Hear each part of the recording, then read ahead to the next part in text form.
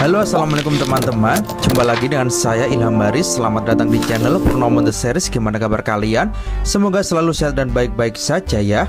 Kali ini kita akan meneruskan merangkum Sising Ci season 5 episode 63 ya guys. Dan gak usah berlama-lama lagi, langsung saja gas cu.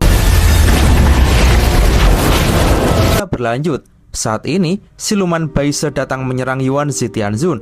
Yuan Zi pun jelas cukup terkejut karena Baise kini terang-terangan mengkhianatinya. Baise pun lalu menyahut kalau sebelumnya Yuan Zi berniat akan mengubur dia bersama dengan kelompok Biksu Tong. Maka dari itu ia pun kini memilih untuk ikut melawan Yuan Zi. Baise pun segera melanjutkan serangan dengan menembakkan racun batunya. Tapi jelas Yuan Zi pun cukup mudah untuk menghindari serangan-serangan itu. Dan lanjut, Baise pun menjulurkan sengatan ekor tajamnya. Namun, Yuan Zi pun segera menangkap pucuk ekor itu dan mematahkannya. Pada kesempatan ini, Baise pun dengan cepat menjerat Yuan Zi dengan ekor panjangnya. Dan dengan cepat, ia pun menyuruh Biksu Tong untuk segera mengajar Yuan Zi. Tanpa pikir panjang, Biksu Tong pun segera melesat dengan tinju segel Budanya. Tapi, Yuan Zi Tianzun pun dengan mudahnya meledakkan mereka. Bahkan kali ini ledakan itu membuat tubuh ular Baise terpotong-potong.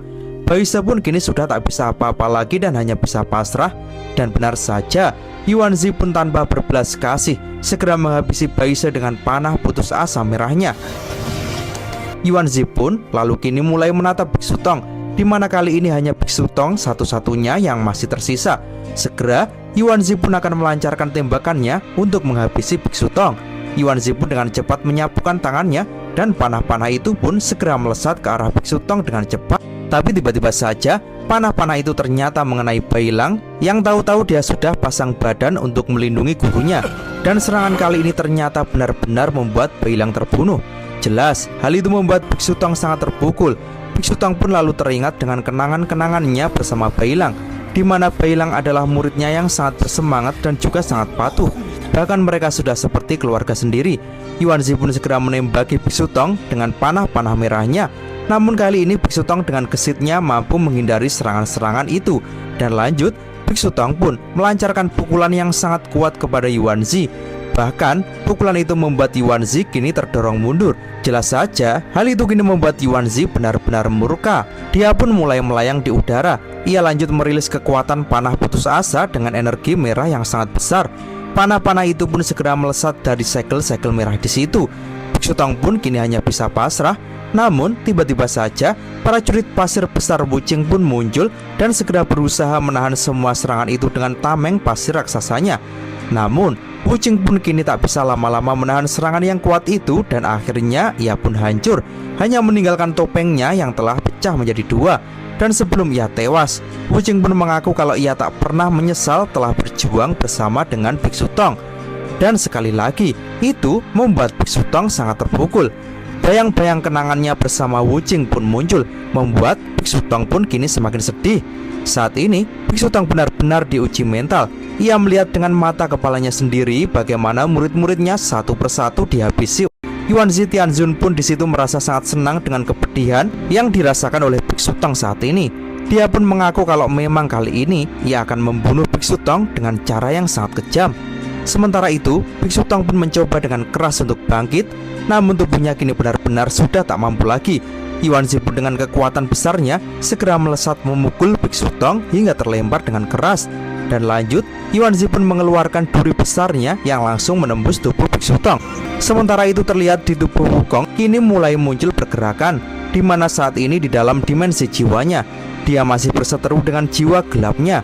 Sun Wukong pun tak terima dengan kekalahannya, dan ia pun juga sangat terpukul dengan saudara-saudaranya yang tewas. Ia pun juga menyadari kalau saat ini gurunya dan juga Xiao Yu sangat-sangat menunggunya. Hal itu membuat tekad Sun Wukong pun meledak. Jiwa King Kong merah pun muncul dengan sangat besar dan ganas, sampai-sampai membuat Sun Wukong gelap pun jadi merinding. Sun Wukong pun dengan penuh amarah melesat dan menusukkan tongkatnya dengan keras. Dan lanjut, Sun Wukong pun mengangkat tongkatnya tinggi-tinggi.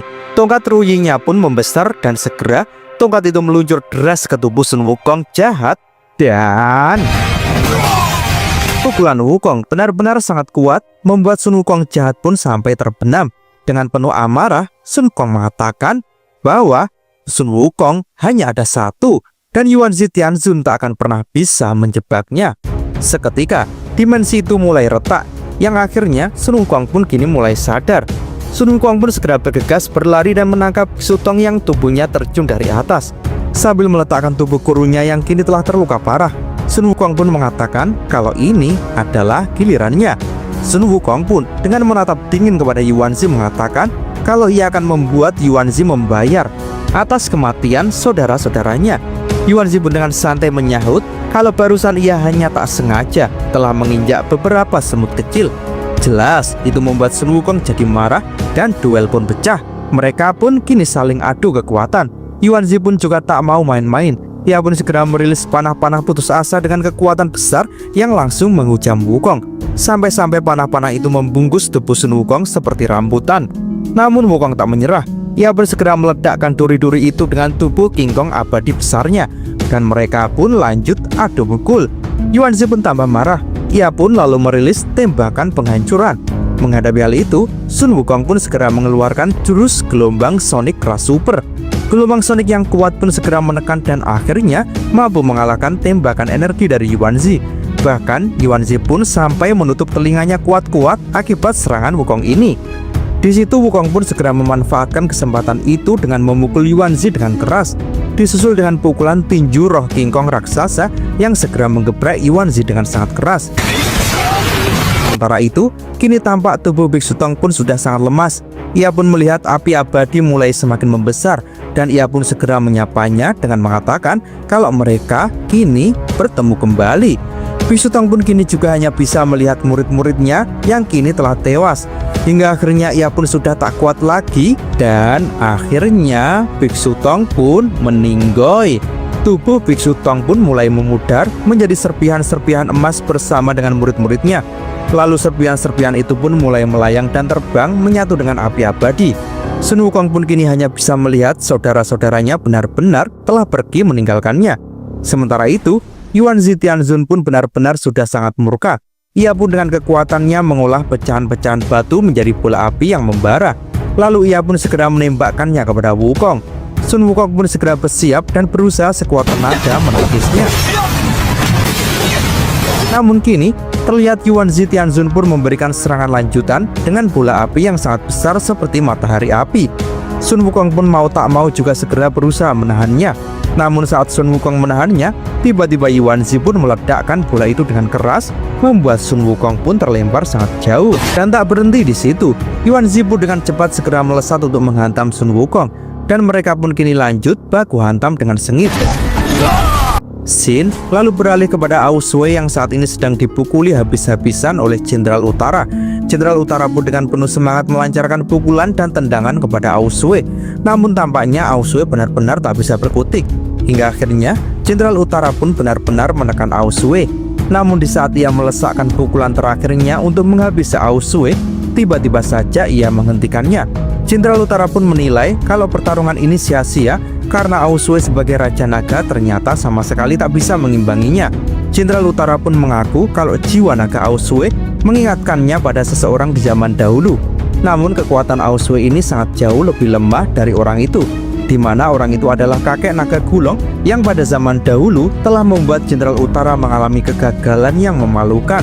Dan hal itulah yang membuat Jenderal Utara terobsesi untuk menjadi kuat dan suatu saat ia berharap bisa menantangnya lagi. Cerita itu cukup mengejutkan Ao Sui.